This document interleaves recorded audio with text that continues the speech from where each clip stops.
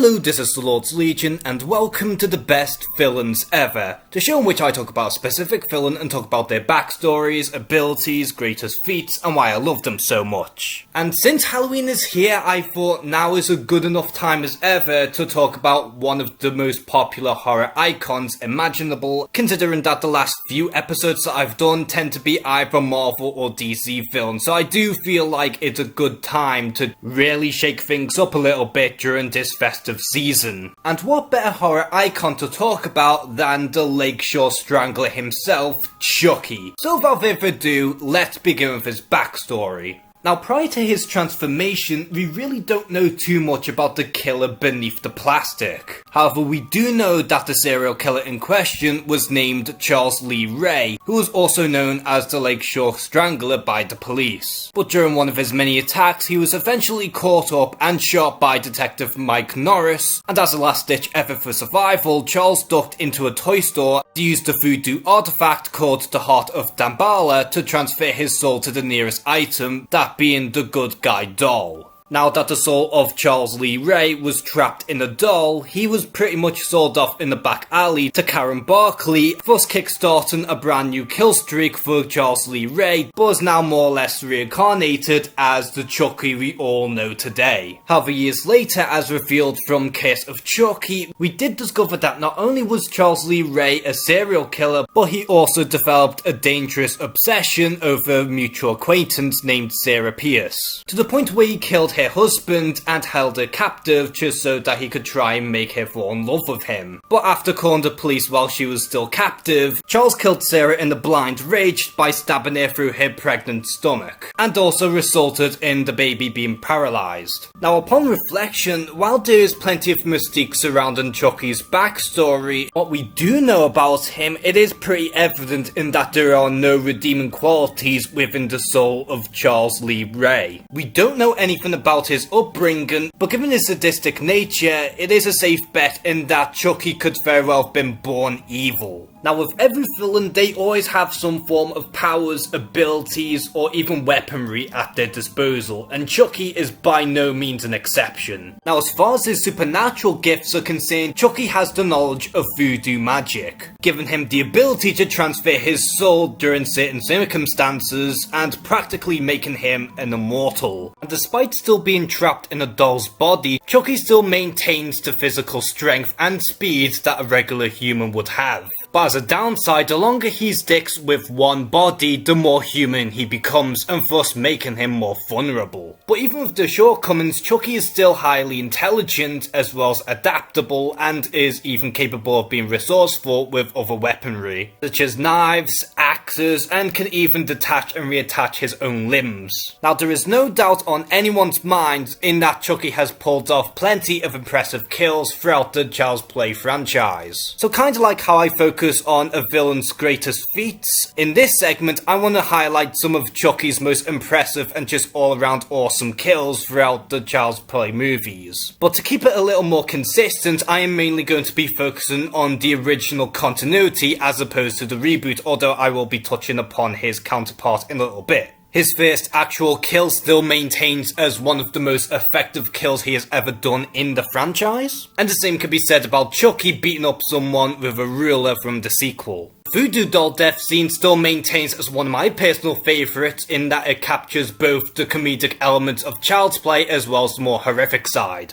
The laptop death from Curse still is pretty simple yet effective, while the photocopying death scene is still considered to be one of the most memorable. The factory death scene from Child's Play 2 is also one of my favourites in that it does incorporate the more creative side of Child's Play. Then we also have the dubbed Pinhead death scene from Bride of Chucky, in which the series started to become more meta and self-aware. But then we also have the opening kill scene in Child's Play 3, which still I believe to be one of the most terrifying in the series. And we also have the silly decapitation death scene, which was, I believe, from the seed of Chucky, and again, was among the more campy kills. On top of that, we had some pretty gruesome deaths, as seen in The Curse of Chucky, where we see Chucky stabbing the victim in the eye. as well as chopping another victim's jaw clean off with an axe. Probably my favourite death scene in the entire Curse of Chucky film. Rewinding back to the original, this electrocution death did somewhat kickstart an ongoing trend where several victims get electrocuted in the sequels. Another pretty gruesome and torturous death scene was in the third one, where we do get to see a victim getting crushed in a garbage truck,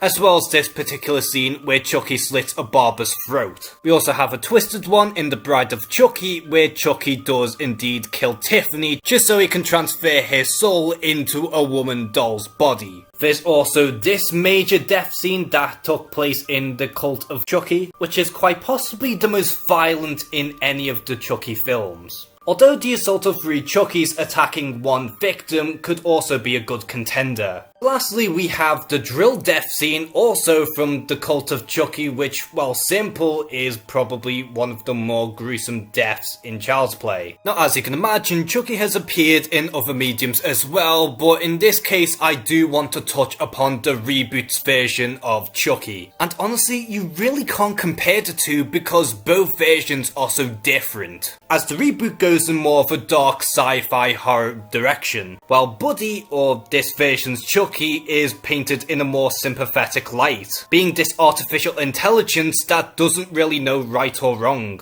And while yes, this modern take on Chucky is very different compared to what we're used to, I still think this version of Chucky does stand on his own. He's more sympathetic, has more creative kills, but on top of that, I do think Mark Hamill does do a very good job as this new Chucky. If not, maybe even rivals Brad Dourif's voice for Chucky in the original series. Now, while some people may debate that Chucky had lost his edge and dread and instead prompted in a more comical approach, no matter which side you lean towards, Chucky easily has more personality than majority of the other horror icons before or after him. Because instead of being just yet another killer doll, Chucky is more than just that. Because he's an all-around sadist with a dark sense of humour. And because of his dark and humorous personality, as well as his very impressive kills that are incredibly creative, not to mention the fact that he is iconic in his own right, this is why I personally believe that Chucky is one of the best villains